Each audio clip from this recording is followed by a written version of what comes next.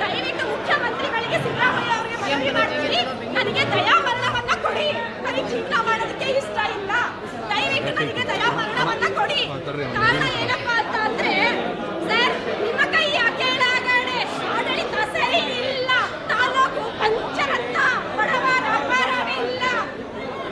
ಈ ತರ ಮಾಡ್ತಾ ಇದ್ದಾರೆ.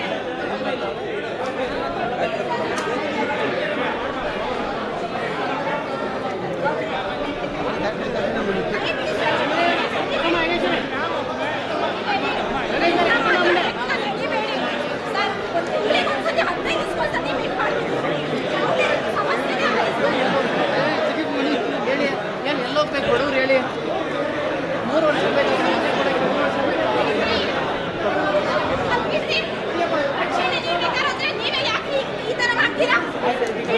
ಸಮಸ್ಯೆ ಆಲ್ಸವ್ರೆ ಆಲಿಸ್ತಾ ಇಲ್ಲ ಇಲ್ಲಿ.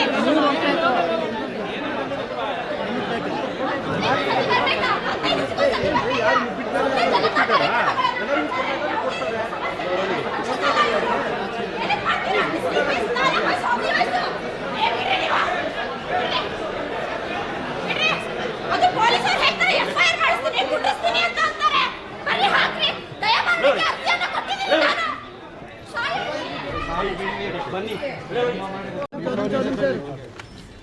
ನೋಡಿ ಸರ್, ಎಲ್ಲರಿಗೂ ನಮಸ್ಕಾರ. ಎಲ್ಲ ಸಿಎಂ ಬಂದಿದ್ರು ಅವತ್ತು ಭದ್ರಮ್ಮ ಚೌಟ್ರಿ ಹತ್ರ. ನಾನು ಕೊಡ್ತೀನಿ, ನಾನು ಮಾಡ್ಕೊಡ್ತೀನಿ ಪೇಪರು ಅಂತ ಹೇಳಿ ಸೈನ್ ಮಾಡಿ DC ಮೇಡಮ್ ಎಲ್ಲ ಕೊಟ್ಟರು ಸರ್. 3 ದಿವಸದಲ್ಲಿ ಪೇಪರ್ ಕೊಟ್ಟರು. ನಾವೇ ಕೊಡಿಸಿದ್ರೆ ಅವ್ರ ಕಾಲೇಜ್ ಹತ್ರ ಹೋಗ್ಬಿಟ್ಟು ನಾನೇ ಕೊಡಿಸಿದೆ. ಈ ಥರ ಮಾಡಿಕೊಡಿ ಸರ್. ಬಡವರು, ಶುಗರ್ ಪೇಷಂಟ್, ಹಾರ್ಟ್ ಪೇಷಂಟ್ ಅಂತಂದರೆ ಗಂಡ, ಏನೋ ಒಂದು ಹೆಲ್ಪ್ ಮಾಡಿ ಸರ್, ಸಹಾಯ ಆಗ್ತೈತೆ ಅಂತ ಹೇಳ್ದೆ ಸರ್. ಹ್ಞೂ ಅಂತ ಹೇಳಿ ಪೇಪರ್ ಕೊಟ್ಟರು. 3 ವರ್ಷ ಆಯಿತು ಸರ್, ಇನ್ನೂ ಇಲ್ಲಿವರೆಗೂ ಮನೆ ಇಲ್ಲ ಸರ್.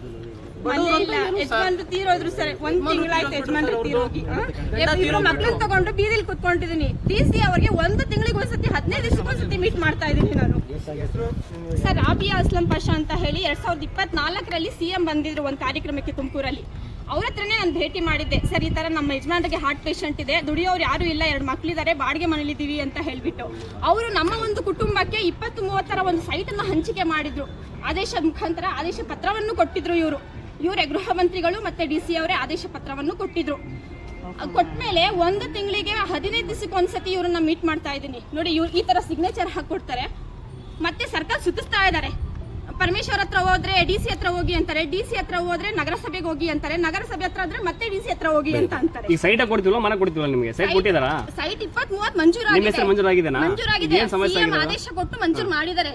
ಹಕ್ಕುಪತ್ರ ತರಿಸ್ಕೊಡ್ತಾ ಇಲ್ಲ.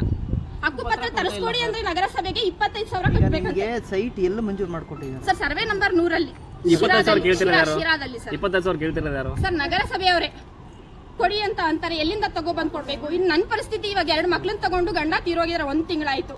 ಇವಾಗ ಮಕ್ಳನ್ನ ತಗೊಂಡು ಬೀದಿಲಿ ಕುತ್ಕೊಂಡಿದ್ದೀನಿ. ತಾತ್ಕಾಲಿಕವಾಗಿದ್ರು ಕೊಡಿ. 1800 ಮನೆಗಳು ಮಂಜೂರಾಗಿದೆಯಲ್ಲ, ನೀವು ಕೊಡೋವರೆಗೂ ನನಗೆ ತಾತ್ಕಾಲಿಕವಾಗಿ ನೆಲೆ ಕೊಡಿ ಅಂತಾನು ಕೇಳ್ತಾ ಇದ್ದೀನಿ. ಆ ತಾತ್ಕಾಲಿಕ ನೆಲೆನೂ ಮಾಡ್ಕೊಡ್ತಾ ಇಲ್ಲ ಇವರು.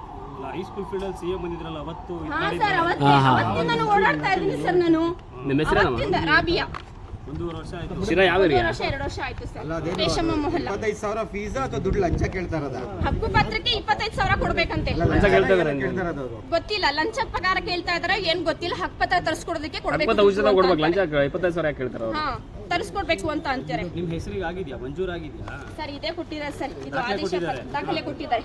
ನಿಮ್ಮ ಹೆಸರಿಗೆ ಆಗಿದೆ ಅಂತ ಹೇಳ್ಬಿಟ್ಟು CM ಮುಖಾಂತರ ಇವರೇ ಕೊಡ್ಸಿದ್ದು. ನಾವು ಕೊಟ್ಟಿದೀವಮ್ಮ ನಿಮ್ಗೆ, ಇನ್ 3 ತಿಂಗಳು ಟೈಮ್ ಕೊಡಿ, ನಾವು ಹಕ್ಕು ಪತ್ರ ತರಿಸ್ಕೊಡ್ತೀವಿ ಅಂತ ಹೇಳ್ಬಿಟ್ಟು 3 ತಿಂಗಳು ಹೋಗಿ 30 ತಿಂಗಳಾದ್ರೂ ಇವ್ರು ತರಿಸ್ಕೊಡ್ತಾ ಇಲ್ಲ.